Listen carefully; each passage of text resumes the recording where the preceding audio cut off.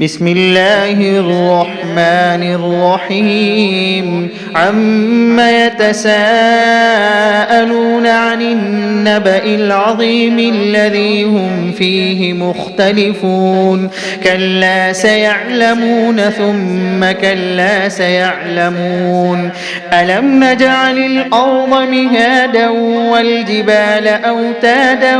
وخلقناكم أزواجا وجعلنا نومكم سباتا وجعلنا الليل لباسا وجعلنا النهار معاشا وبنينا فوقكم سبعا شدادا وجعلنا سراجا وهاجا وأنزلنا من المعصرات ماء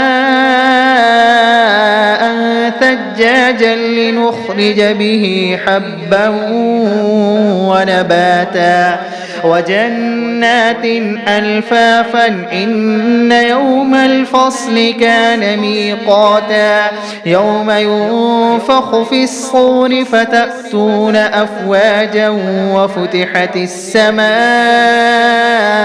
فكانت أبوابا وسيرت الجبال فكانت سرابا إن جهنم كانت مرصادا للطاغين مآبا لابثين فيها أحقابا لا يذوقون فيها بردا ولا شرابا إلا حميما وغساقا جزاء وفاقا إنهم كانوا لا يرجون حسابا وكذبوا بآياتنا كذابا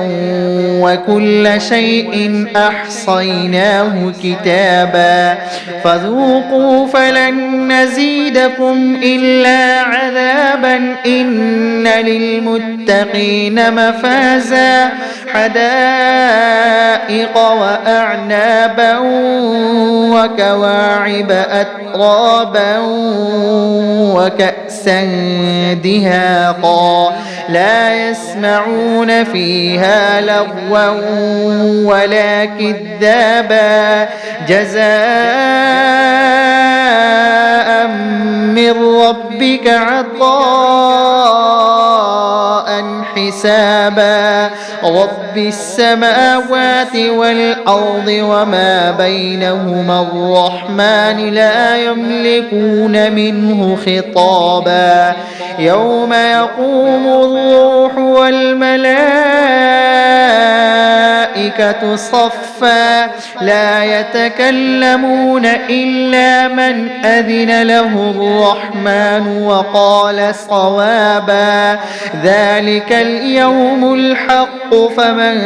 شاء اتخذ إلى ربه مآبا إنا أنذرناكم عذابا قريبا يوم ينظر المرء ما قدمت يداه ويقول الكافر يا ليتني كنت ترابا.